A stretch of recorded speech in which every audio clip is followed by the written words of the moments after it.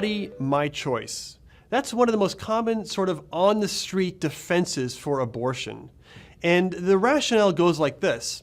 A woman has a right to do whatever she wants with her own body. And so since the unborn is allegedly merely part of the woman's body, therefore she's allowed to have an abortion. No, wrong. That is not the fucking argument, you lying fuck. I hear this straw man all the fucking time. Apologists have even accused me of making this argument because they have the listening comprehension of a ham sandwich covered in monkey fur. Nobody believes that a fetus is part of a woman's body. I have literally never heard anybody make this claim ever. The reason why abortion is a bodily autonomy issue is because the fetus unavoidably affects the woman's body. Who the fuck is arguing that it is a bodily autonomy issue because they think the fetus is part of the woman's body? Well, TMM, it's not surprising you're notoriously known for making ridiculously ignorant statements like what you've just made here. In my experience in pro-life apologetics with pro-aborts, I actually hear this quite a bit. But don't take my word for it, as such things are documented to go as far back to at least 1989. Here are a few quotes. Let's show him just how ignorant he really is, my friends. Barbara Ehrenreich said back in 1989, but science has nothing to say on the question of personhood.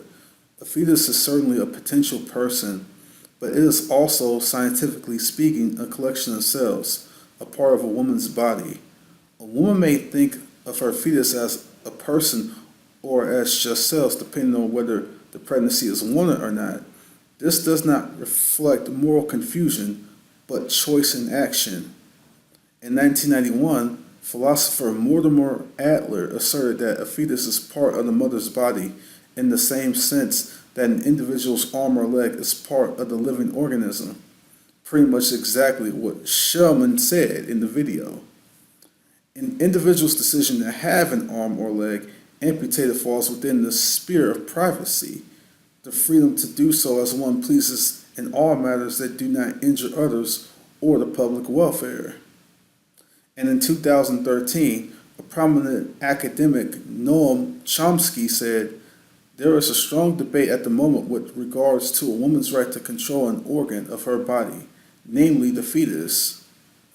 And also pretty soon you can imagine legislation prohibiting the washing of hands because of cells are flaked off that could be turned into a stem cell and you could grow a fetus, so you're killing a person. It's attacks on women's rights, he concluded. And so, it's actually nothing new from the pro-abortion community to claim a fetus is part of a woman's body as an argument to justify abortion and bodily autonomy.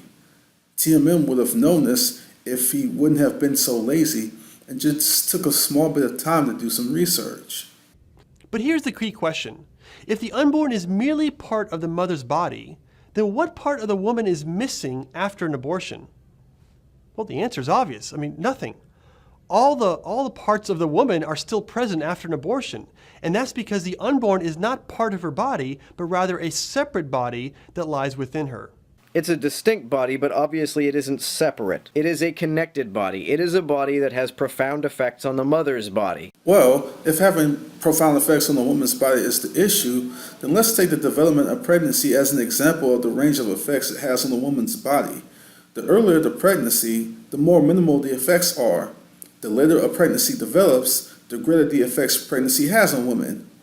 Are the minimal effects early on in pregnancy an argument abortion should be highly restricted to outright disallowed? And do the increased effects in the development of pregnancy mean that the killing of the unborn is justifiable even in the latest stages of pregnancy?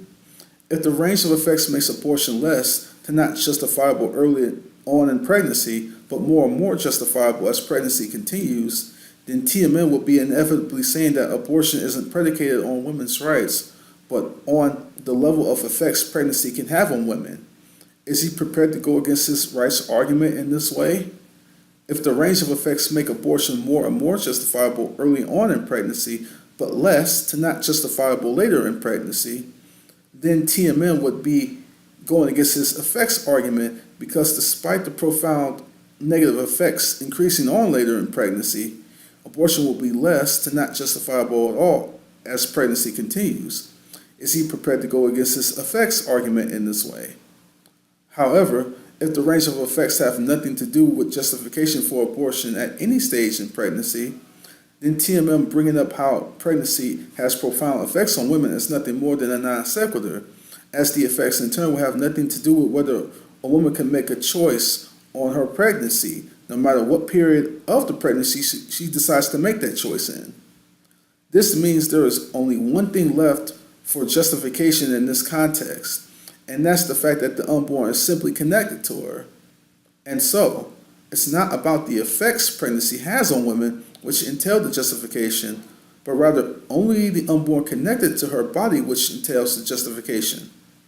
And my friends, we all know the inevitable, horrific, slippery slope implications this leads to beyond the fact that abortion is simply a horrible thing anyway. We're talking about implications like justifying killing abortion for all 9 months.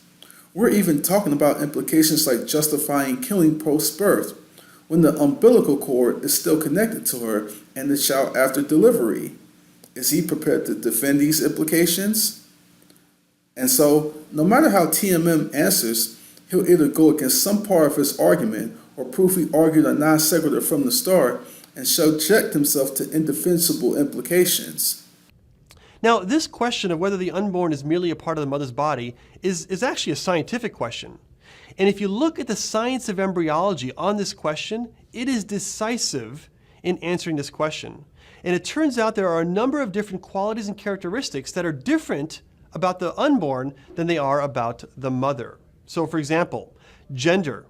The unborn's gender can be different than that of the mother. And so, for example, if the unborn is a boy, then the unborn has male genitals. That's a whole other can of worms that I don't think you really want to open. I cannot possibly understand whatever can of worms he's talking about has anything to do with arguing against what he just said. Now, clearly the mother does not have male genitals as a part of her body, and so that's why we conclude that the unborn is different than the mother's body. Or furthermore, there's also DNA. The unborn's DNA, its genetic signature, is completely different and unique from the mother and from the father for that matter.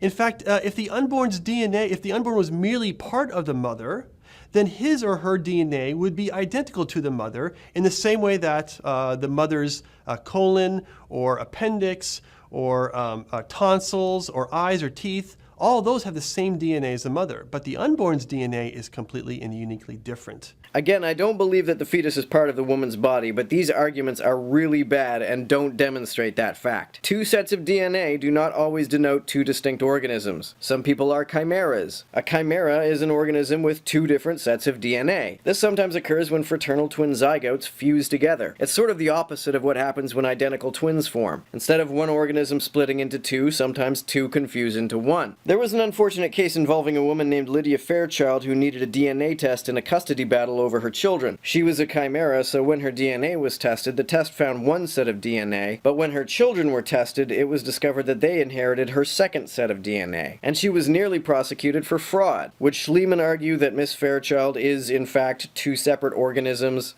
Okay, this is a classic example of attempting to find an exception to go against the rule, to argue against the rule. That's a logical fallacy. Just because rare exceptions like this can occur doesn't mean that it's a defeater for the rule. It's the same type of crap transgender advocates like to do to argue against the male and female gender dichotomy. They look for cases in which genetic defects happen and some individuals may have male and female parts. Just because exceptions like this occur doesn't mean the rule of the male and female gender dichotomy doesn't exist. It also goes back to an example I gave in the past. A bipedal organism is one which uses two legs to walk with. In rare cases, some people are born without legs and learn to walk around with their hands. Does this exception mean that humans are not bipedal organisms because this can happen? Of course not. So, in the same way, the chimera exception TMM mentioned doesn't mean it goes against the rule that we each have our own DNA, which clearly denotes scientifically we are distinct individuals. We don't change or take away well-established rules simply because super rare exceptions may occur. I'll end this with a moment of silence for TMM's stupidity.